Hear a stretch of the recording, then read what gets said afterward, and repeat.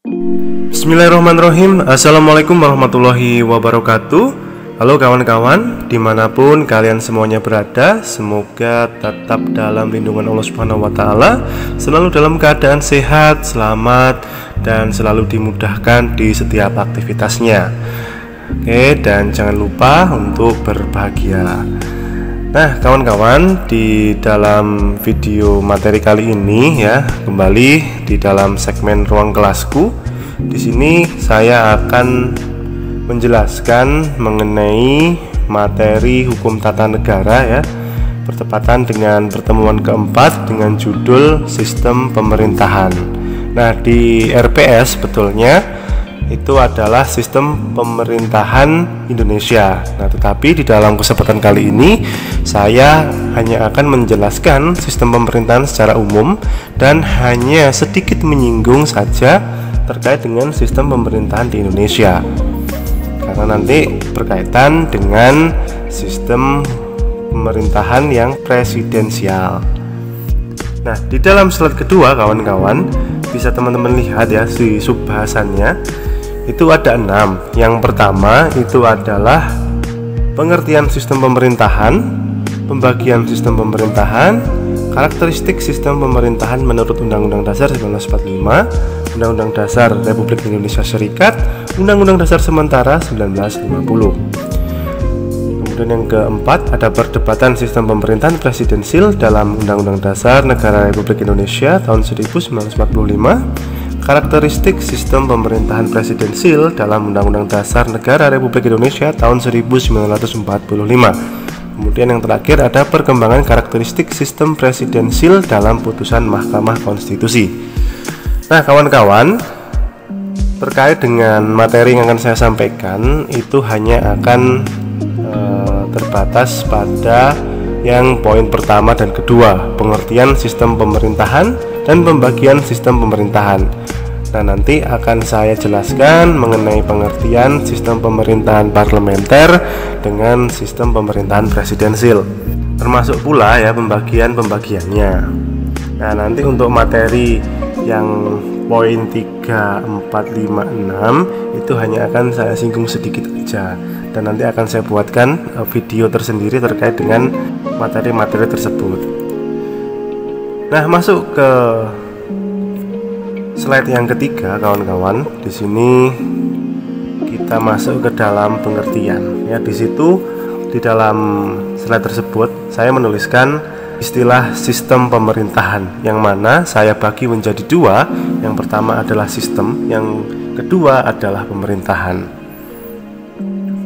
Jika dilihat dari makna perkatanya, maka sistem dapat diartikan sebagai sekumpulan bagian-bagian yang terpisah di mana mereka saling terhubung untuk menuju pada tujuan yang telah ditentukan.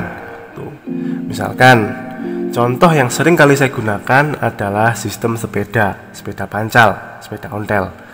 Nah, di situ kan ada bagian-bagiannya, ada ban, ada pedal, kemudian ada setir, ada frame, ada rangkanya, itu kan. Terus kemudian ada rem, ada tempat duduknya, dan lain sebagainya.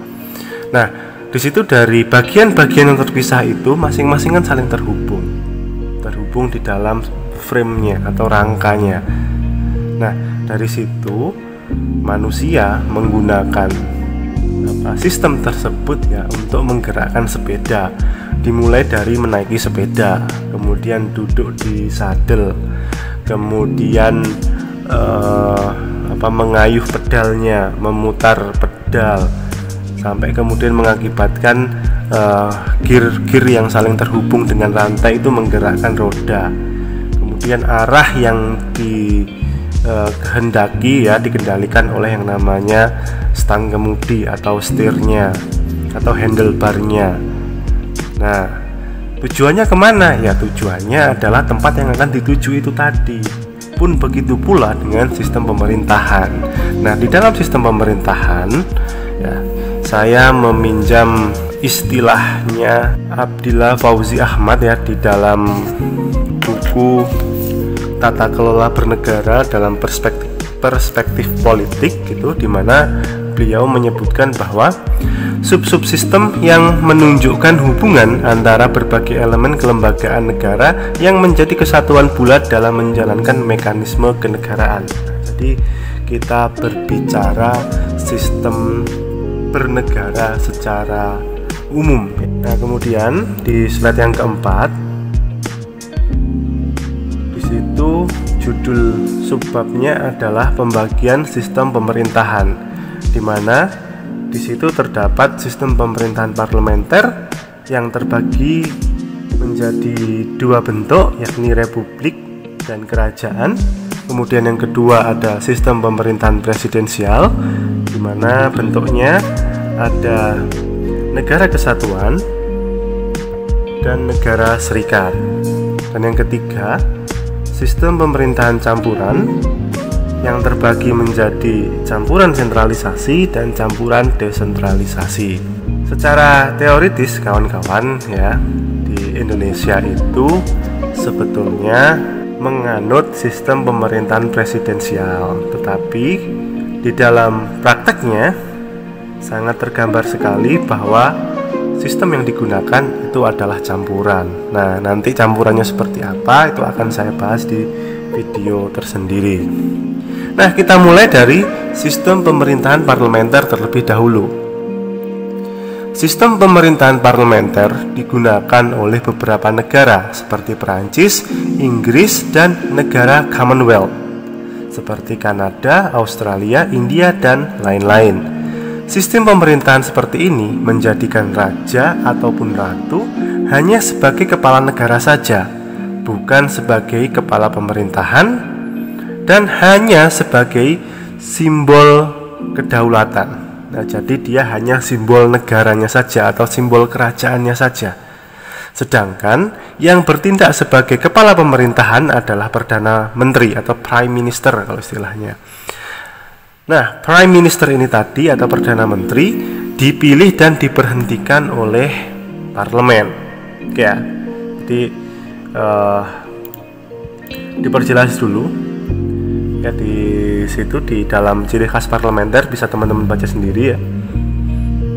Nah, di mana parlemen memiliki posisi yang memiliki peranan yang sangat penting, berwenang mengangkat perdana menteri dan menjatuhkan pemerintahan.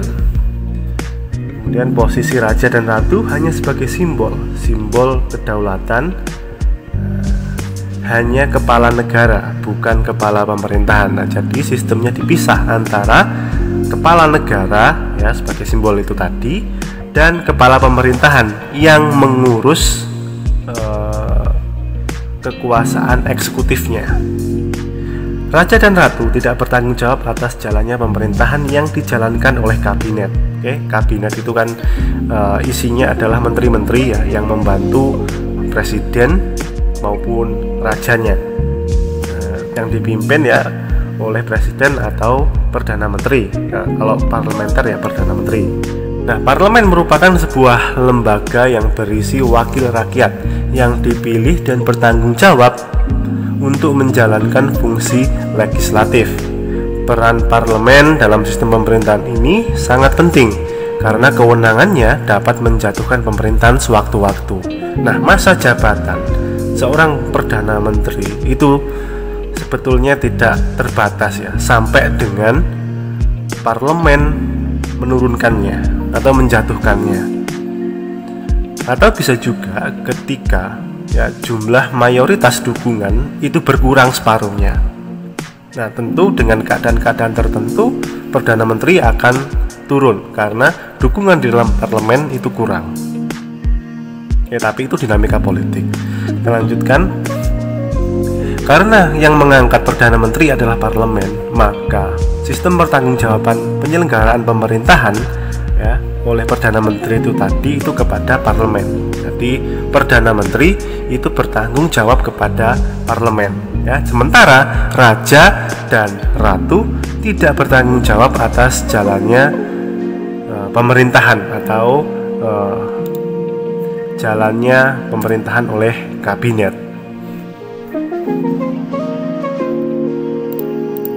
Lanjut ke slide yang ke-6. Oh, tapi sebelum masuk slide yang ke-6 gitu ya. Tadi saya menyebutkan ada negara Commonwealth. Nah, tugasnya teman-teman ya di kuis yang pertama ini ya silahkan nanti dijawab di kolom komentar ya. Pertanyaannya adalah jelaskan pengertian dari Commonwealth, negara-negara Commonwealth atau Commonwealth of Nation. Nah, itu dijelaskan pengertiannya apa dan tolong sebutkan negara-negara yang berdiri di bawahnya. Nah, negara-negara yang tergabung dalam negara Commonwealth itu apa aja? Jelaskan dan sebutkan. Nah, itu untuk kuis yang pertama. Nanti kuis yang kedua ada di akhir nanti. Baik, saya lanjutkan. Ini terkait dengan fase perkembangan parlementer yang ada di slide ke-6. Dari sisi sejarahnya, secara umum perkembangan sistem pemerintahan parlementer terdiri dari 3 fase. Fase pertama adalah fase pemerintahan yang dijalankan oleh raja yang memiliki kekuasaan tradisional secara mutlak. Nah, jadi maksud saya kekuasaan tradisional itu adalah kekuasaan yang benar-benar absolut. Jadi kekuasaan eksekutif, legislatif maupun yudikatif itu semua berada di tangan raja ataupun ratu. Dia mutlak sifatnya karena tidak ada pembagian kekuasaan. Kemudian yang kedua adalah fase di mana munculnya sekelompok atau ya berupa kelompok ya.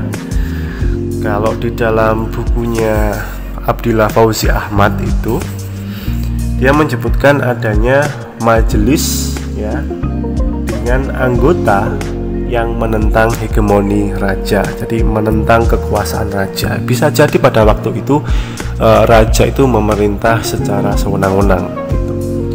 Sehingga dengan begitu banyaknya atau besarnya kekuasaan yang ada di tangannya, maka raja bertindak sewenang-wenang. Nah, oleh karena itu ada beberapa pihak yang kemudian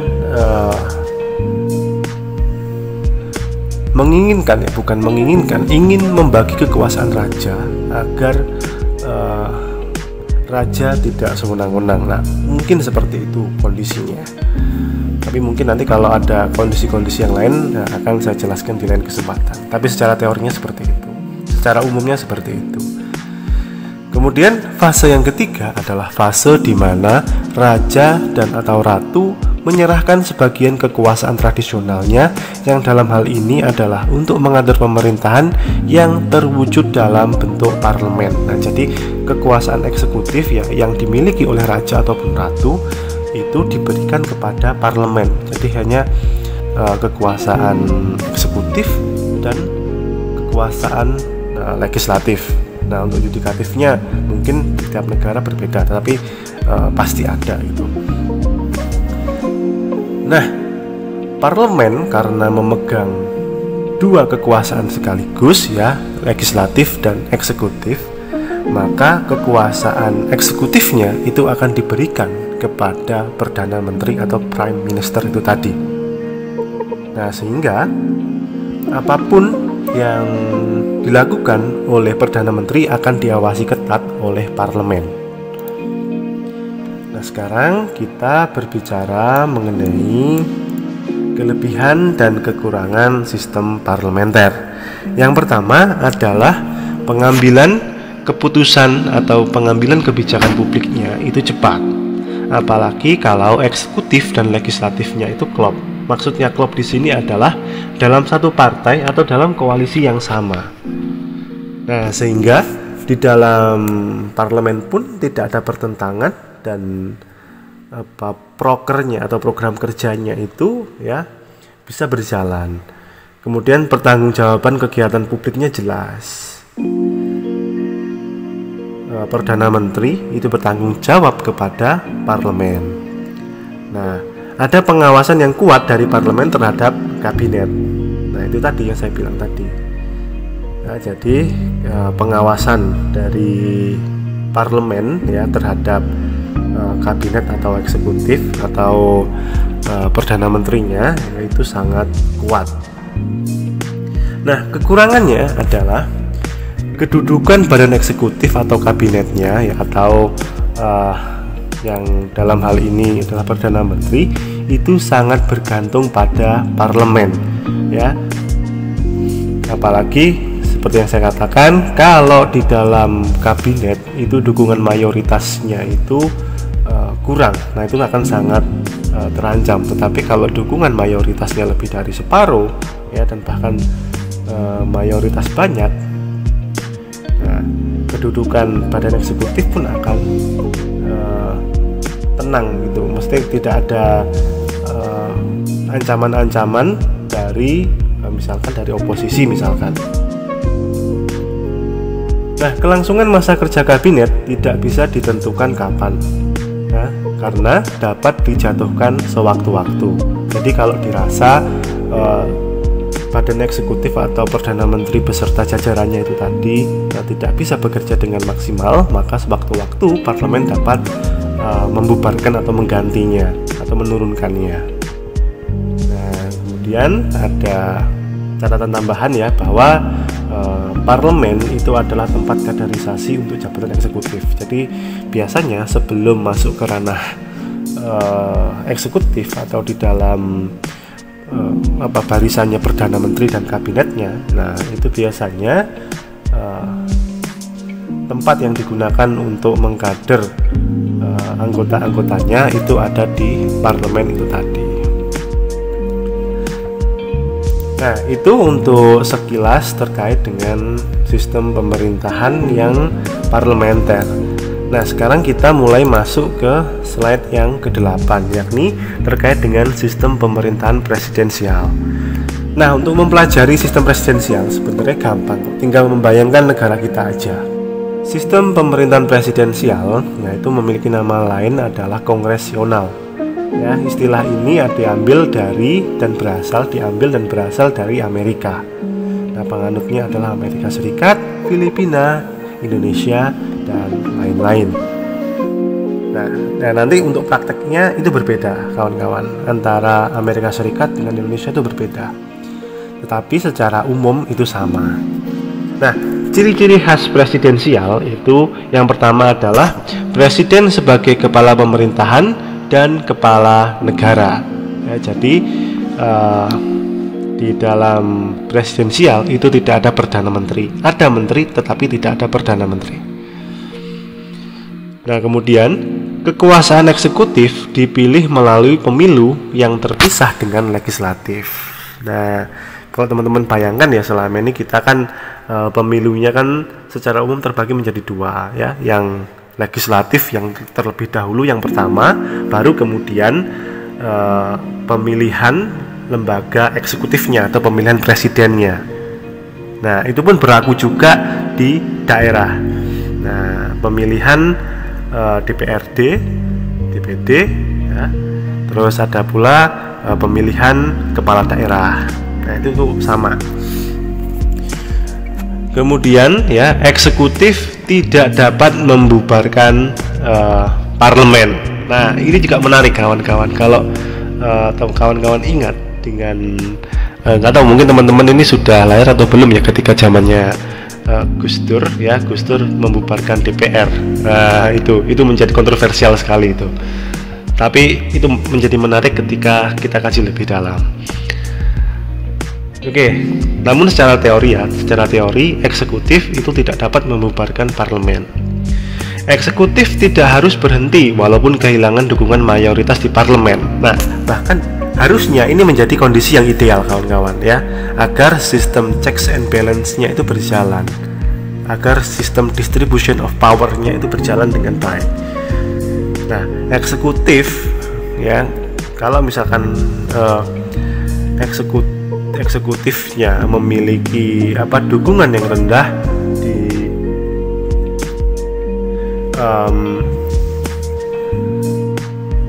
lembaga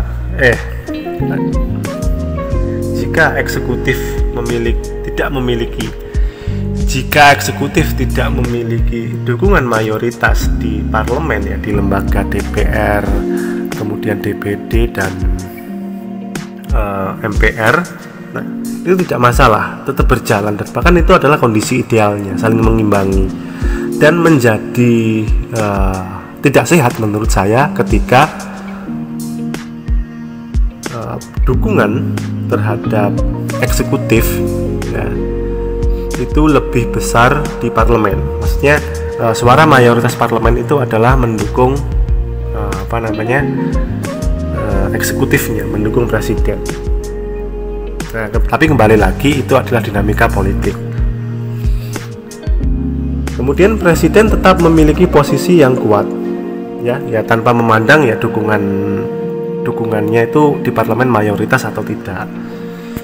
Masa kerja presiden jelas ya, kalau di Indonesia kan 5 tahun, kemudian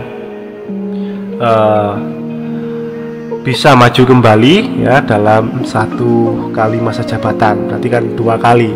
Nah, kabinet bertanggung jawab kepada presiden ya, namun tidak berlaku sebaliknya. Ya, jadi kabinet yang berisi menteri-menteri itu tadi, yang berisi para menteri itu bertanggung jawab kepada presiden. Nah, namun di dalam presidensial ya, karena presiden dipilih oleh rakyat, maka sistem pertanggungjawabannya adalah langsung kepada rakyat. Nah, ini yang menjadi menarik juga. Nah, bagaimana kemudian sistem yang konkret pertanggungjawaban presiden, nah itu kepada legislatif gitu kan, karena pemilihannya adalah pemilihan secara langsung. Nah, itu bisa menjadi menarik jika kita kaji. Presiden ya itu sebenarnya tidak dapat diberhentikan oleh parlemen ya, beda dengan parlementer tadi ya. Kalau sewaktu-waktu gitu kan, kalaupun kinerjanya atau dukungannya kurang, itu dapat diturunkan waktu itu juga. Namun berbeda dengan presiden ya, kalau presiden itu hanya bisa diturunkan jika dan hanya jika ya presiden itu melakukan tindakan yang telah diatur dalam Undang-Undang Dasar. Di dalam konstitusi itu sudah ada. Nah, bagaimana memberhentikan presiden atau memakzulkan presiden itu ada. Ada proses-prosesnya, mulai dari rapat MPR, kemudian masuk ke MK, kemudian kembali lagi ke MPR, dan baru kemudian diputuskan. Prosesnya itu masih panjang. Prosesnya itu panjang sekali kawan-kawan.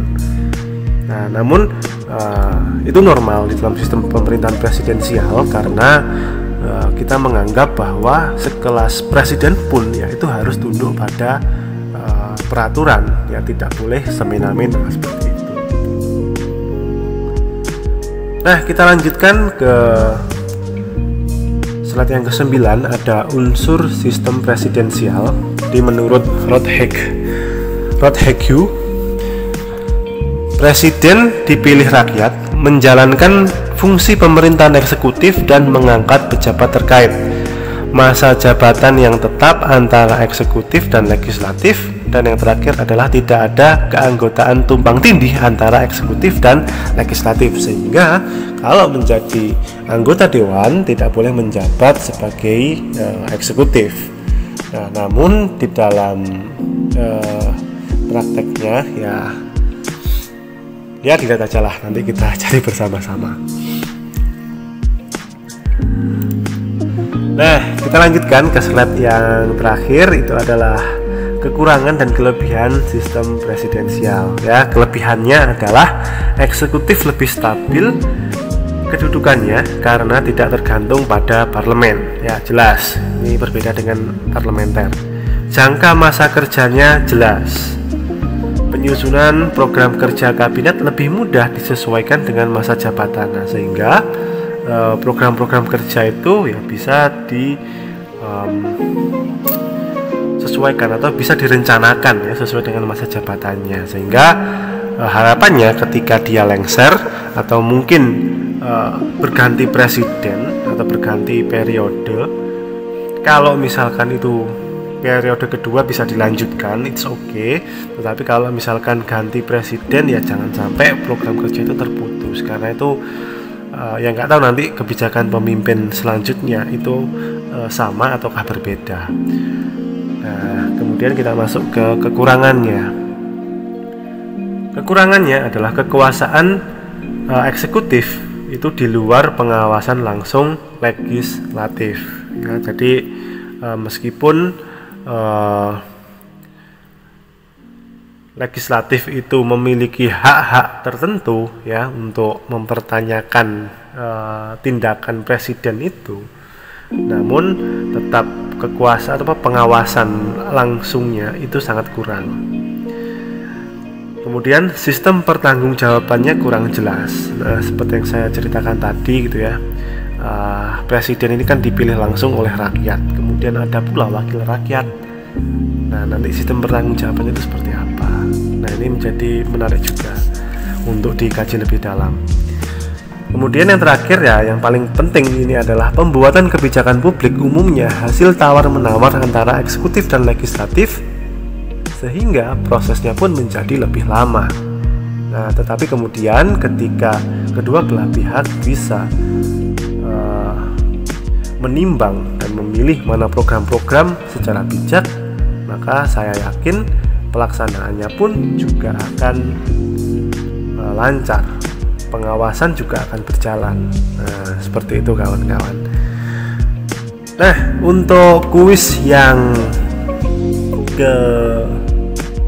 kedua, nah ini sistemnya berbeda dengan yang pertama itu tadi ya. Kalau yang pertama kuisnya itu kan lewat jawabannya ditulis lewat kolom komentar. Nah, tetapi jawaban untuk kuis yang kedua ini ya, silahkan teman-teman buatkan story atau dibuatkan reels di Instagram. Bagi yang nggak punya Instagram, silahkan membuat Instagram. Nah, untuk pertanyaannya adalah sebutkan dan jelaskan ya salah satu sistem parlementer yang pernah berlaku di Indonesia ya. Nah, itu silahkan disebutkan salah satu aja ya, kabinetnya siapa ya yang pernah menjalankan sistem pemerintahan parlementer.